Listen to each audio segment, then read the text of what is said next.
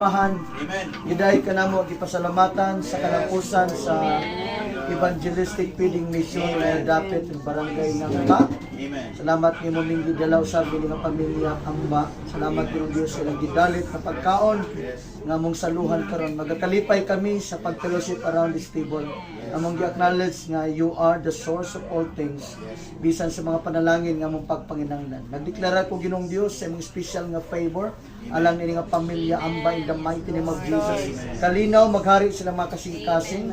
Dunay abling langit alang kanila, sumala silang pagpanginanglan. Nagdeklarar kog may lawas kanunay, walay mga balatian mo takboy silang mga lawas, ngadto silang mga anak, ngadto sa mga apo, walay mga aksidentes kadalanan, gikan silang paggawas ug pag-uli silang panimalay. Salamat Ginoong Dios nga ang imong mga anghel maga-take charge sa ilang mga kinabuhi, lakip ani nga panimalay, ang ilang mga resources panginabuhi nila Ginoo imong panalanginan ug imong benisyonan. Salamat kay Ginoong Dios sa imong dakong kaluoy grasya alang ani nga pamilya nga masinati nilang kadagaya sa imong provision.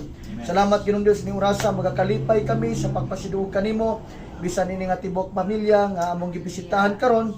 Na Lord ang imong gasas kinabuhi ilaw sab nga madawat maangkon nila hantud sa imong pagbalik. Dawataw Dios among pagpasidungog mapagpasalamat among gihalad kanimo kini nga pagkaon. Kining tanan o Dios among gipangayo gipasalamatan sa gamhanang pangalan ni Kristo Jesus nga among Ginoo. Amen.